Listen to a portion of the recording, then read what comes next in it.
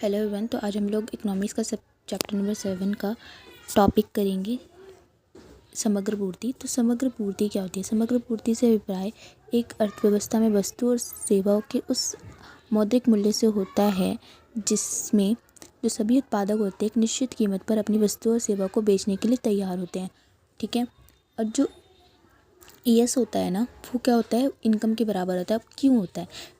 जो हमारी पूर्ति होती है, अगर हम किसी चीज़ की पूर्ति कर रहे हैं तो वो हमारी इनकम बनेगी। फॉर एग्ज़ाम्पल, अगर हम 1000 बिस्कुट मार्केट में बेच रहे हैं, सप्लाई कर रहे हैं, तो उसको बेचने से, उसकी पूर्ति करने से हमें पैसे प्राप्त होंगे, तो वही तो हमारी इनकम होगी। तो इसीलिए जितनी हम पूर्ति करेंगे उतनी हमें इनकम प्राप्त होगी।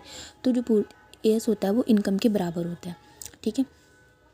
तो यहाँ पे यही दे रखा है कि जो ये देखो, जो ES है वो हमारा इनकम के बराबर होता है। और अगर हमारी इनकम हुई है, मैंने क्या बताया, ES जो होता है हमारा इनकम के बराबर था। और जब इनकम हुई है, इनकम का हम क्या करेंगे? या तो हम उसका कंजम्पशन करेंगे।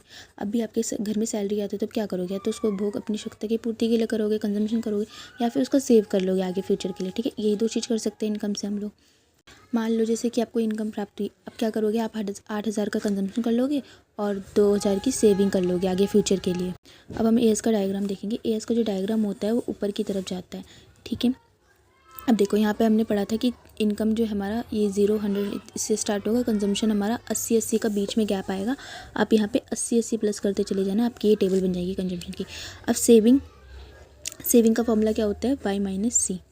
अब देखो ES, सबसे पहले हमें ES का फॉर्मूला क्या करना है? तो मैंने बताया कि जो इनकम होती है वो इसके बराबर होती है ES के। तो जो हमारा ये C कंजम्पशन प्लस सेविंग, ये भी इसके बराबर हो जाएगा। यानी ES का फॉर्मूला क्या बन जाएगा? C+S। ठीक है। तो ES का फॉर्मूला C+S होता है। तो हमें इस कंजम्पशन और सेविंग को क्या करना है? प्लस करना है। सेविंग निकालने का फॉर्मूला होता है Y-C।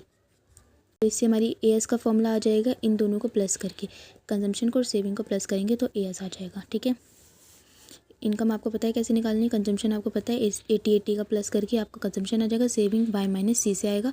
अब इन दोनों को प्लस कर देंगे तो इसकी टेबल देखते हैं। अब ये टेबल जो है वो ऊपर की तरफ जाएगी। अब जो Y है वो ES के बराबर होता है।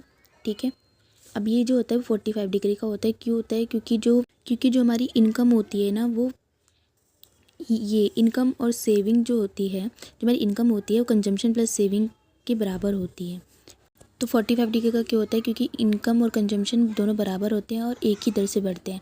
क्योंकि जो इनकम होती है कंजम्पशन प्लस सेविंग के, इसकी कुछ महत्वपूर्ण बिंदु है। ये 45 डिग्री का होता है। ES जो होता है Y के बराबर होता है। दूसरा और तीसरा पॉइंट, इसका फॉर्मूला आप लिख देंगे। ES